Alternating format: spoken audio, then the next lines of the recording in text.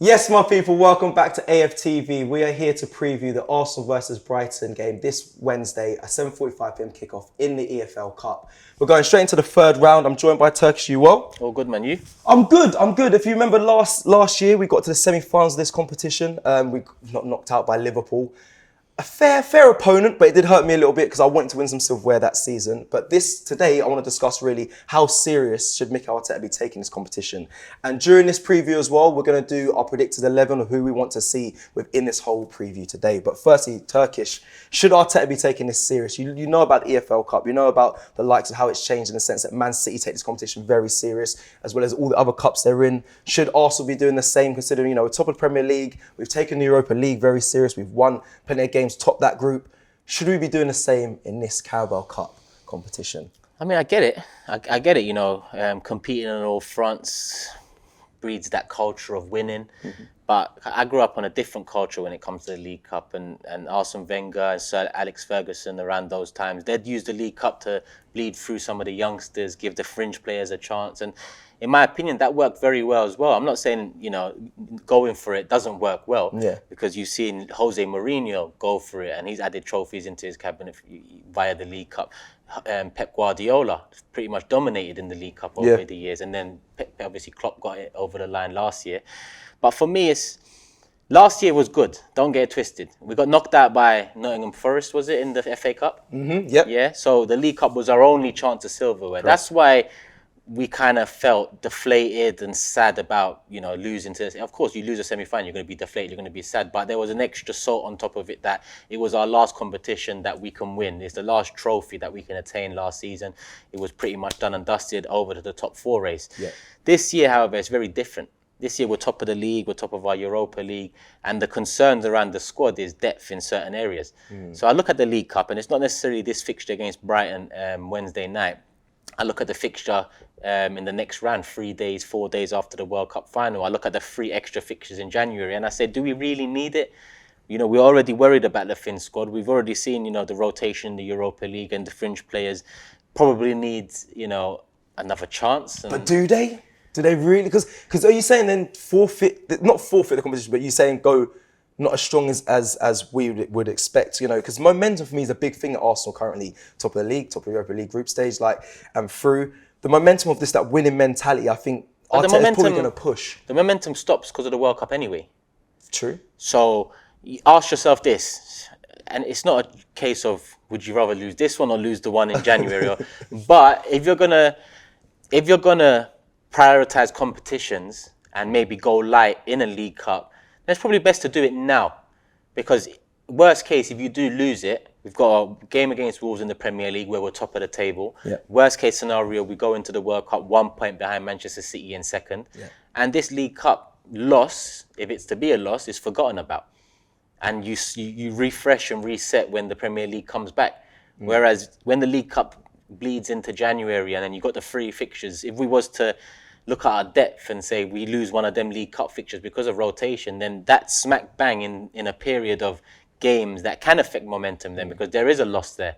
I think give the youngsters a chance, give the fringe players a chance, see what happens. It is what it is. I don't really give it. I know. It's a conversation to have though, because you're saying that it does bleed into January and there could be fixture congestion, which Arteta has mentioned how he doesn't enjoy it as much when there's loads of games back to back. But we could strengthen in January, which could change this dynamic where we have more depth. We could really push to get. I really want silverware this season, I'll be honest. Yes, where we are right now, there's now a conversation of potentially going for the league title and whatnot. But regardless of where we get either first, second, third, or fourth, I want a trophy. Maybe that's well ahead of the expectation for a lot of people, but where we're at right now and the team we have and the football we're seeing being played, I do want him to take it serious. I don't expect him to go full strength, and we will get into predicted 11 or who we want to see. But I don't want him to take it too lightly as well. That is kind of my thing. It's a knockout game. It's a game where you lose, you're out. That's it. And I don't want to just bail out in the first it's the third round, but the first round that we play in. And if we look at Brighton, it kind of does go down to what Brighton chooses and how strong they go. That is going to be a big factor to this. In our last 5, they've won 2, we've won 2, and then we've drawn the other game. And I remember that draw. Oof, isn't that rain when I was down there in the Amex and the rain was raining sideways and it's cold. And I remember when we lost them as well 2-1 last season, and I remember when we beat them 2-0, and that was when Nicolas Pepe scored both the goals. But I think Brighton are in good form at the moment. I think they're coming off the back of 2 wins as well. They're doing very well. They're a strong side, a side that's, I think, probably one of the dark horses this season. People might go to Newcastle United, and they're doing very well. I think Brighton as well, playing great football, loads of good players on form. It'd be interesting to see how strong they go. And if they do go strong, do you believe Arsenal have the answers for it, Turkish? Do you think this is a win for Arsenal? Where are you thinking confidence-wise for this game? Do you think we can get the win? We can get the win, of course. Yeah. Obviously, those chances kind of diminish a little bit when you entertain what I'm saying and say youngsters and fringe players. Yeah. Because it'll be in my opinion, it should be a heavily rotated side. I don't really want to see any starting 11 Premier League players playing in this. I want even more rotation than we got in the Europa League. And I expect... wow. Oh, really? Okay, so that's really rotated. Yeah, because again, I go back in the day and like I like the League Cup because it was a chance to see who's next up into the team. Okay, cool. And sometimes, like I remember Fran Merida or Arturo Lupoli. You know, these were players that we got a chance to see in this type of competition. And then you hope that maybe they kick on. Obviously, those 2 players didn't kick on at Arsenal, but it's just 2 examples I have off the top of my head. So I think it still had some shine then. The shine for me was I get to see my youngsters. I get to see who's next up. Yeah. You know, we've got a great squad. We've got a great, starting 11, especially back then. Let's see who can break through next. Let's see who's the next Hale End product or youth academy player to come through. I expect Brighton to go strong. I expect Brighton to go strong because the League Cup, you called it silverware. I call it stainless steel. Bro. It's a supplement for the big clubs. Yeah. You win League Cup alone, it's nothing. It's nothing. Even with the amount of the importance that's been put on it from other teams. Yeah, it's still for you. Man City coupled it up with leagues and FA Cups. Yeah. Liverpool even last year coupled it up with an FA Cup. It's a supplement in my opinion. Okay. The League Cup alone it's not something that I'd put all my eggs into the basket for. And it's, again, when you consider the thin squad that we have and the importance of keeping them fit and raring to go in the main competitions, I think we should, go light. Wow. All right. We will get into the Prince 11. Before we do, I was going to rattle off obviously some team news from what I know about from today on the time of recording. Really, Emile Smith-Rowe, as everyone's probably well aware, still injured, not available for selection due to his injury. I think everyone else is kind of fitting back. Tomiyasu, I believe. He got picked for Japan. So he got selected for Japan. I mean, it's doubtful it's doubtful he will play 100%. But I don't know how serious it is. I think it's the same with when he last got injured. And they said I think it was his fire, his calf, and they said it won't be too long. But it ended up being ages. So I haven't got full news of how long he's going to be back, but probably not going to be selected. It's not someone I'm going to consider for my predict 11 anyway. So Tomiyasu is a doubt, but Emile Smith-Rowe is solid on that he will not be available. And then I think Brighton got 1 player injured as well, so they've got a full selection to pick from. If I even think of a danger man as well for Brighton, I mean Trossard's been in tremendous form, great player. Whether he'll play, again, it goes to how strong Brighton will want to go for this game, and you think they're going to go strong. So if he is fielded on the pitch, definitely the player to look out for is a danger man. But I know Mitama, the Japanese player, the winger, who got the penalty actually against, I believe it was Wolves this weekend, or last weekend, he played against Forest Green Rovers in their second round, so he might be available, and he seems like quite a good player in that team as well.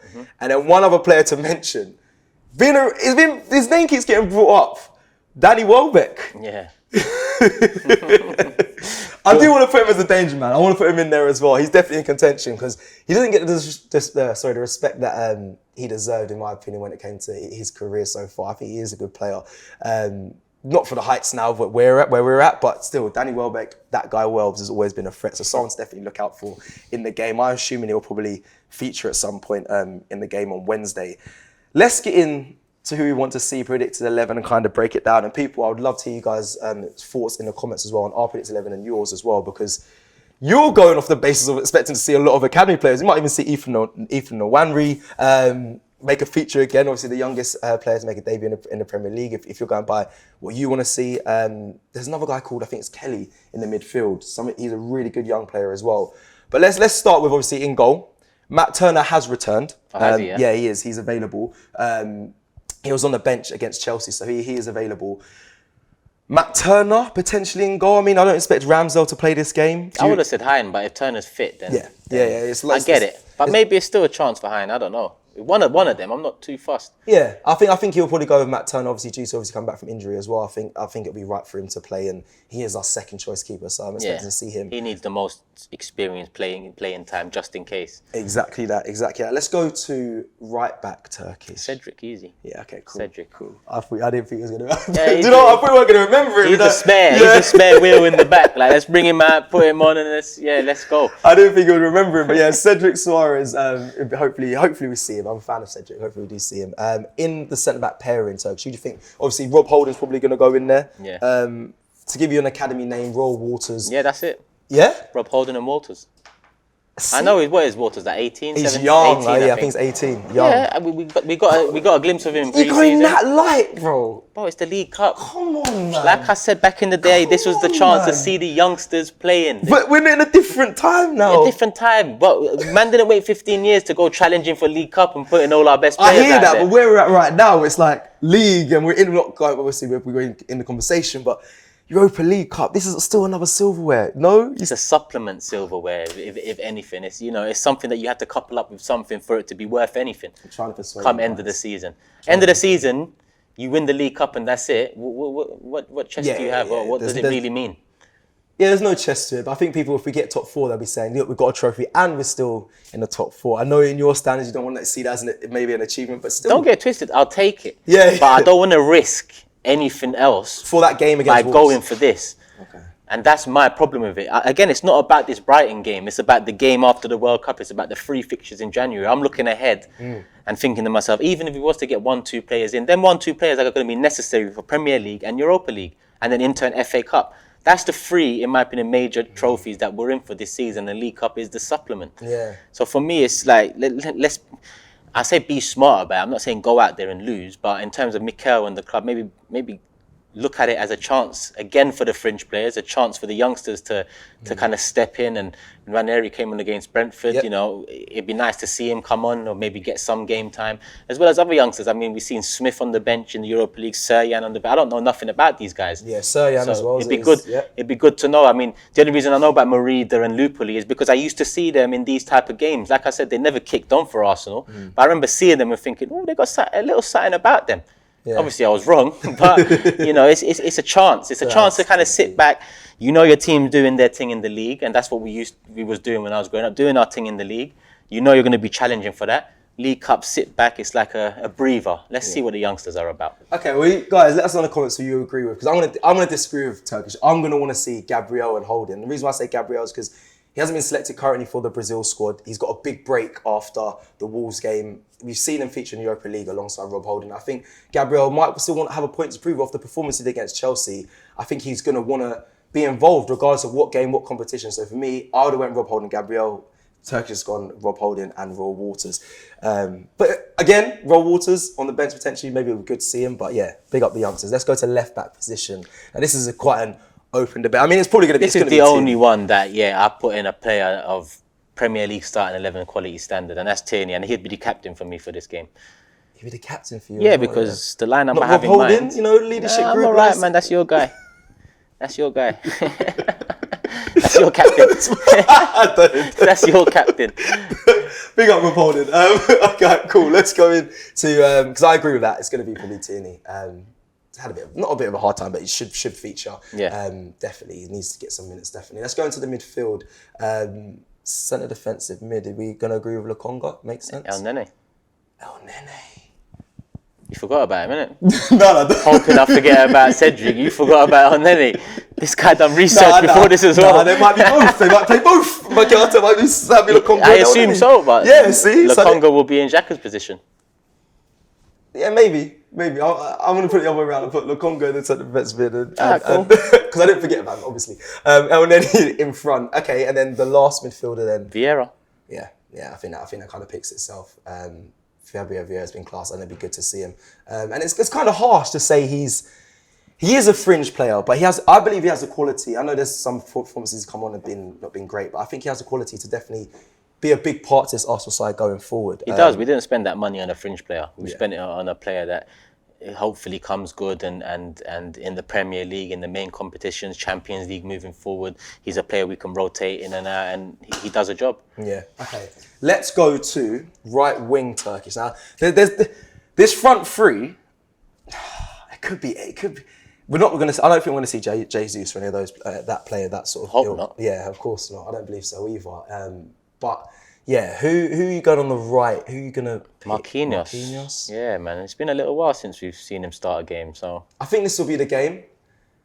I was debating. I know people are going to go think Cecil. No way. I was thinking of Saka, but I know. But I would like to see either Saka or Martinelli in this squad. That's the thing.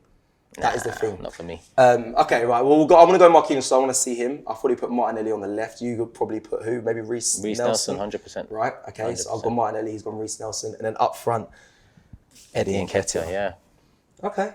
I think... See, it's not so mad after all. It's No, not it's like not. I brought in and then you get the Matt Smiths on the bench or the Suryan, Nwaneri. Nwaneri, You know, hopefully they get a chance to come on. But Brighton's a difficult game. It's a saving grace we're at home. You know, and the fans have been, amazing all season and not just this season, last season too. So, we've got the fans on our side, the 12th man, as they say. So hopefully even with that side, because there's still players in there that we've brought in expecting to be, able backups for some of the Premier League players I'm talking about. So, for example, Partey, he's been so solid for us, but El Nene needs to get some game time because we know that Partey's injury record, fitness concerns, El Nene might need to step in here or there. So it's good that he gets some game time. Lokonga, we bought him in last year, rave reviews from company and so on, where he's yet to really find his feet. Another chance for you there. Xhaka has been the best player for Arsenal this season, so it'll be hard to remove him from that spot, but start giving something to think about. Same way Reece Nelson's done with his 2 goals against Forest. Yeah.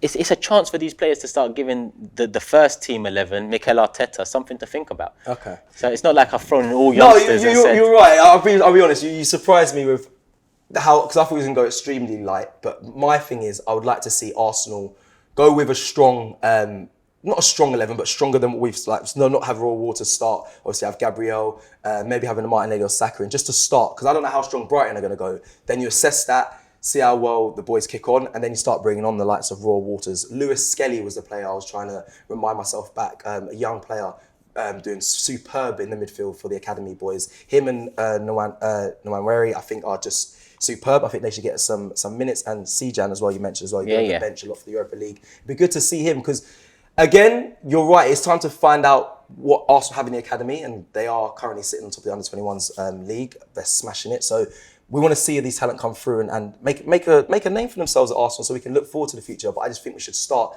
a bit stronger and then start introducing those sort of players. But that's just my opinions. Let us know who you agree with in the comments, because it'll be interesting. It'll be very interesting to know. Time to get your score prediction for Wednesday, Turkish. What are you going with?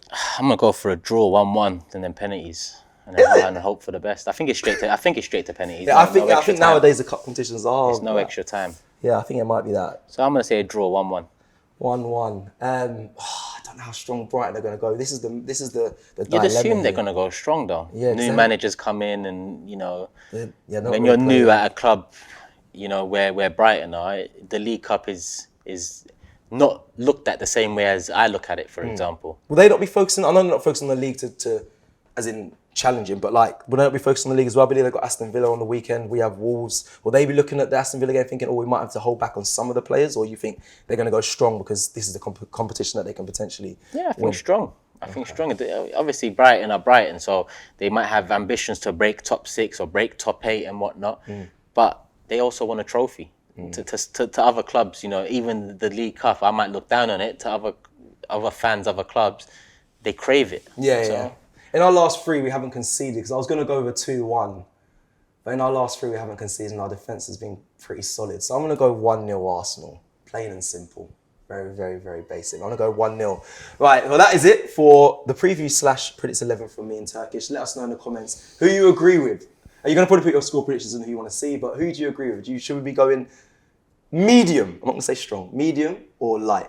Yeah, let us know. Let's get some lineups in the comment section. Why Some not? lineups. We'll check some of them as well. Yeah, and any players that we've missed as well. People sometimes have even more in-depth knowledge of the academy boys than we have. Players that you might want to see that haven't been in the forefront of Arsenal Football Club. Let us know in the comments below. Like the video if you like the video, and we'll see you again very soon. Take care. Love.